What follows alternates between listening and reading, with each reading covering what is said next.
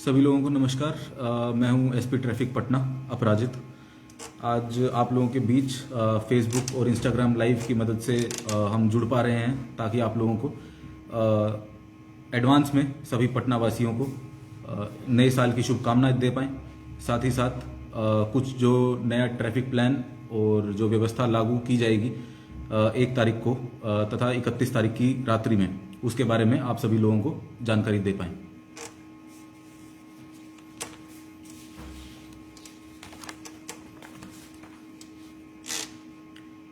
पटना में मुख्य रूप से 1 जनवरी और 31 दिसंबर 2024 और 1 जनवरी 2025 को संजय गांधी जैविक उद्यान, eco park, Kumhrar park, Rajvanshi Nagar Hanuman मंदिर, पंचमुखी हनुमान मंदिर जो कि बोरिंग कैनाल रोड पर है, पटना जंक्शन हनुमान मंदिर, बुद्ध स्मृति पार्क, चिल्ड्रन पार्क आदि स्थलों पर काफ़ी भीड़ भाड़ लग जाती है। लोग अपना नए साल को वेलकम करने के लिए, उसको उत्साह में मनाने के लिए अपने घर परिवार के साथ बाहर निकलते हैं। पटना ट्रैफिक पुलिस और पूरी पटना पुलिस ताकि आप लोगों का नया साल अच्छे से जाए, उसके लिए लगातार प्रयास कर रही है। उसी के प्रयास के को मद्देनजर रखते हुए हमने कुछ नए पार्किंग स्थल चिन्हित किए हैं ताकि आप लोगों को किसी भी प्रकार की दिक्कत नहीं आए। सभी जो ये हमने इम्पोर्टेंट पॉइंट्स बताए हैं वहाँ के आसपास लगभग 500 मीटर से लेके 1-1.5 किलोमीटर के बीच में ही सभी पार्किंग स्थल हैं। तो सभी पटना वासियों से हमारा यही अनुरोध है कि जो लोग 1 तारीख को और 31 तारीख को रात्रि में भ्रमण के लिए निकलेंगे अपने घर परिवार के साथ, पहली बात तो सभी से अनुरोध है कि वो यातायात नियमों का पालन करें ताकि आप और आपका परिवार सेफ रहे, सुरक्षित रहे। साथ ही में ये जो कुछ पार्किंग स्थल हैं इनको भी हम आपके सामने रखना चाहेंगे ताकि आपकी जो गाड़ी है वो भी सही जगह पे खड़ी हो, किसी आपकी गाड़ी की वजह से या आपकी वजह से किसी दूसरे आदमी की यातायात में बाधा नहीं आए। बिहार म्यूजियम बेली रोड के पास म्यूजियम वाली लेन में किसी भी प्रकार के वाहनों की पार्किंग नहीं होगी, लेकिन आप उससे अपोजिट लेन में पार्किंग कर सकते हैं। एक ही लेन में आप पार्किंग करें, अपनी गाड़ी को सही तरीके से लगाएं ताकि दूसरे आदमी के यातायात में बाधा नहीं हो। सिटी सेंटर मॉल में आने वाले वाहनों की अतिरिक्त पार्किंग गांधी मैदान में की गई है। यदि आप लोग सिटी सेंटर मॉल थोड़ा लेट पहुंचते हैं और बुद्धा मार्ग के ऊपर ज़्यादा जाम होता है तो आप लोगों की जो गाड़ी है उसको डाइवर्ट कर दिया जाएगा। ये भी हमारा अनुरोध सभी पटना वासियों से रहेगा कि आप लोग जो ट्रैफिक पुलिस पर्सनल हैं, जो ट्रैफिक के पदाधिकारी हैं, उन लोगों की मदद लें, उन लोगों की बात सुने। जहाँ पर भी वो आपकी गाड़ी को डाइवर्ट करा रहे हैं उनसे ज़्यादा बहसबाजी मत करें, क्योंकि हो सकता है कि आप अगर ज़बरदस्ती भी अपना गाड़ी उसमें जो मार्ग पे हमने निषेध किया हुआ है वहाँ पे अगर घुसाना चाहेंगे तो उस वजह से और ज़्यादा जाम की असुविधा आपको ही फेस करनी पड़ेगी। तो यही हमारा अनुरोध है कि सिटी सेंटर मॉल में आने वाले जितने भी वाहन हैं वो पहले से ही अपनी पार्किंग जो है गांधी मैदान में कर लें। सिटी सेंटर मॉल की पार्किंग की सुविधा ज़्यादा इतनी गाड़ियों की नहीं है कि वो सभी लोगों का वहाँ पे बर्डन ले पाए। तारामंडल इस्कॉन मंदिर में आने वाले वाहन के मालिक मिलर स्कूल के खाली मैदान में पार्किंग कर पाएंगे तथा वीरचंद पटेल पथ के सर्विस लेन के दोनों फ्लैंक पर आप लोग एक लेन में पार्किंग कर सकते हैं। बुद्धा स्मृति पार्क के जो मल्टी लेवल पार्किंग है उसके अंदर पार्किंग की सुविधा सभी लोगों के लिए दी गई है। यह आप लोगों से अनुरोध है कि जो लोग भी महावीर मंदिर या फिर हनुमान मंदिर पटना जंक्शन पे जा रहे हैं वो लोग बुद्धा स्मृति पार्क की मल्टी लेवल पार्किंग का उपयोग करें। वहाँ पे बहुत नॉमिनल सी फीस है, 15 से 20 रुपए की फीस है वहाँ पे, जिसका आप लोग यूज कर सकते हैं, जिससे आपकी गाड़ी भी सही सलामत रहेगी, सही जगह पर खड़ी रहेगी और यातायात नियमों का भी पालन किया जाएगा। राजधानी वाटिका में आने वाले सभी वाहन वो अटल पथ के दोनों फ्लैंक के ऊपर पार्किंग कर सकते हैं। किसी प्रकार की भी पार्किंग हार्डिंग रोड या स्ट्रैंड रोड पे नहीं की जाएगी। यदि वहाँ पे हमें कोई भी गाड़ी यातायात नियमों का उल्लंघन करते हुए मिलती है या फिर नो पार्किंग में खड़ी होती है तो हमारी क्रेन 8 जगह पर प्रतिनियुक्त की गई है। वे गाड़ी हमारी क्रेन आपकी गाड़ी को टो कर लेगी और आपके ऊपर नो पार्किंग की शमन की कार्रवाई की जाएगी। तो राजधानी वाटिका में आने वाले सभी वाहन कृपया करके अटल पथ के दोनों साइड जो फ्लैंक है उसके अंदर लगाएं और एक ही लेन में लगाएं। चिड़ियाखाना में आने वाले वाहन वेटनरी कॉलेज के खाली मैदान में अपनी गाड़ी को नियमित रूप से पार्क कर सकते हैं। जीपीओ गोलंबर से पश्चिम आर ब्लॉक चौराहा तक के सड़क के किनारे एक लेन में व्यवस्थित तरीके से पार्किंग अलाउड है। कुम्हरार पार्क के पास सड़क के दोनों किनारे कच्ची फ्लैंक में कतारबद्ध तरीके से वाहनों को पार्क किया जा सकेगा।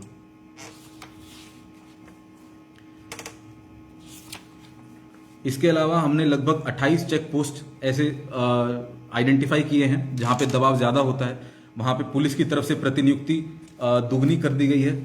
24 घंटे वहां पे 31 तारीख की शाम से लेकर के 24 तारीख की रात तक 1 तारीख की रात तक जो पुलिस की प्रतिनियुक्ति है वो वहां पे दुगनी कर दी गई है। लेकिन सभी पटना वासियों से यही अनुरोध है कि जो पुलिसकर्मी है वे लोग भी अपने घर परिवार से दूर रह करके अपना न्यू ईयर मना रहे हैं ड्यूटी के ऊपर रह करके।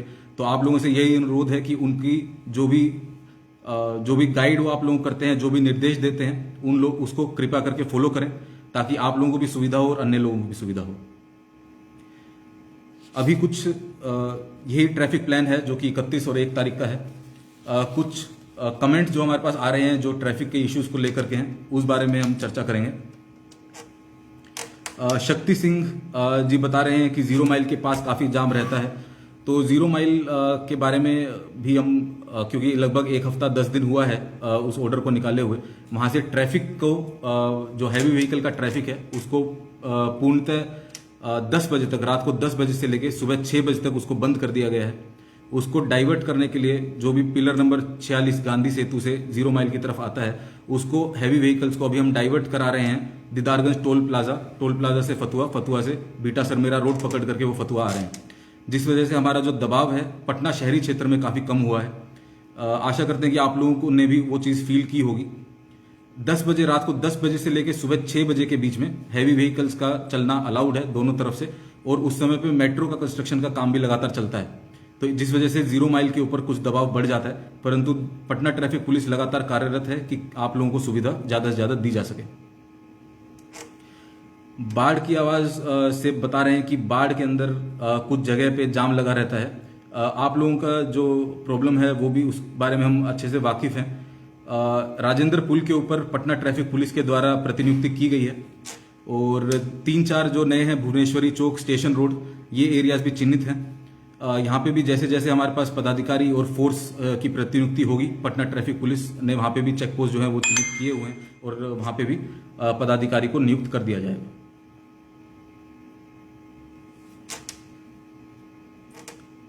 सीतामढ़ी जिले के बारे में रमजानी आलम जी बता रहे हैं, तो वो हमारा एरिया नहीं पड़ता है, तो कृपया करके सीतामढ़ी पुलिस प्रशासन से आप संपर्क में रहें और जो भी इशू है उनको आप बताएं। ऋषभ कुमार इंस्टाग्राम पे बता रहे हैं कि हथुआ मार्केट और खेतान मार्केट में स्ट्रीट वेंडर्स के कारण बहुत जाम लगता है। इसके लिए भी एक मल्टी डायमेंशनल और मल्टी डिपार्टमेंट अप्रोच लेते हुए पटना ट्रैफिक पुलिस उस टीम का एक पार्ट है, जिसके अंदर नगर निगम के कुछ पदाधिकारी, सिविल एडमिनिस्ट्रेशन के पदाधिकारी तथा ADM law and order, SP law and order के नेतृत्व में अतिक्रमण हटाने का जो अभियान है वो लगातार चलता है। खेतान मार्केट और हथुआ मार्केट में भी पिछले हफ्ते में अभियान चला था। काफी स्ट्रीट वेंडर्स के ऊपर शमन की कार्रवाई भी की गई थी। काफी लोगों का जो ठेला था, रेडी था, उसको जब्त भी किया गया था नगर निगम के द्वारा। ये एंटी एनक्रोचमेंट का जो अभियान है वो लगातार चल रहा है और पूरी कोशिश हमारी है कि उसके अंदर जितना भी एनक्रोचमेंट है उसको हटाया जा सके।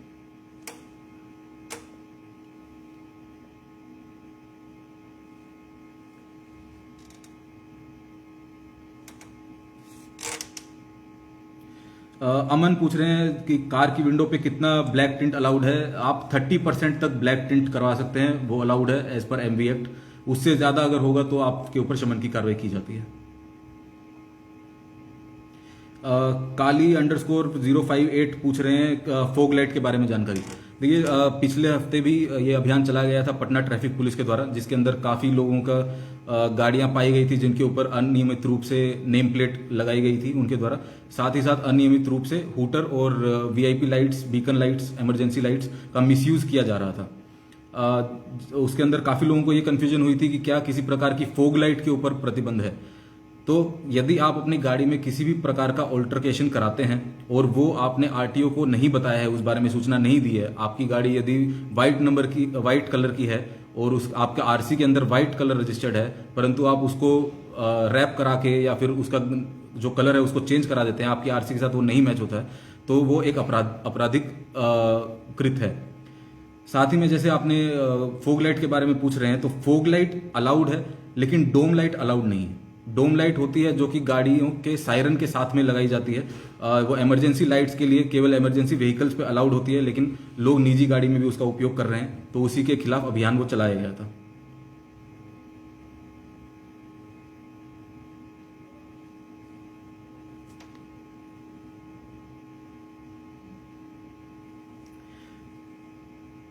कुशल कुशल युवा पूछ रहे हैं कि ओवर स्पीड का कितने स्पीड के बाद चालान होता है। देखिए, हर एक स्टेट हाईवे, हर एक नेशनल हाईवे की अलग अलग जो लिमिट है वो निर्धारित है।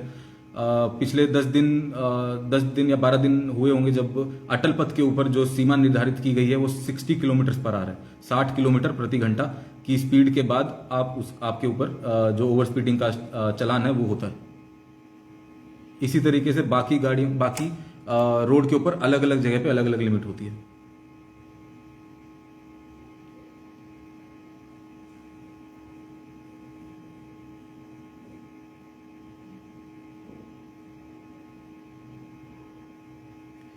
देव जी पूछ रहे हैं कि पटना एयरपोर्ट के एरिया में चालान काटा गया है आपकी गाड़ी का, लेकिन दूसरी गाड़ियों का नहीं काटा गया। देखिए, इसके अंदर हमारे जो पदाधिकारी हैं वो पूरा लगातार जो शहीद पीर अली खान मार्ग है, जो एयरपोर्ट के सामने वाली रोड है, उसके ऊपर प्रतिनियुक्त हैं, प्लस साथ में 2 फोर्स भी प्रतिनियुक्त हैं। एक क्रेन भी लगातार वहां पे भ्रमण करती रहती है। यदि नो पार्किंग में गाड़ियां मिलती हैं तो उनको टो कर लिया जाता है। तो ऐसा नहीं है कि कुछ देख रेख करके हम किसी के साथ पक्षपात करके आपका चालान किया गया और बाकी लोगों का नहीं किया गया। यदि नो पार्किंग में बाकी गाड़ियां लगी हुई थी तो उनके ऊपर भी वार्निंग दे करके हमने चालान किया हुआ।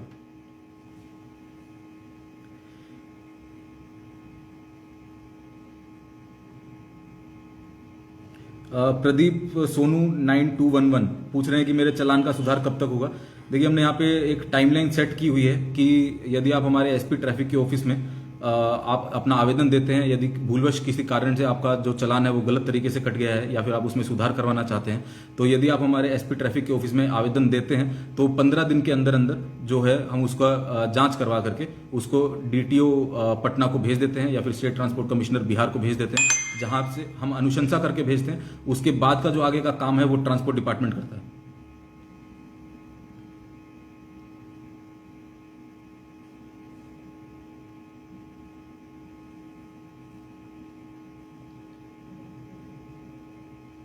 यदि इसके बाद भी आप लोगों के कुछ डाउट्स हैं, कुछ आप हमें अपना मैसेज पहुंचाना चाहते हैं, कुछ ग्रीवेंस रेज करना चाहते हैं, तो आप हमारे पास फोन कर सकते हैं हमारे सरकारी नंबर पे।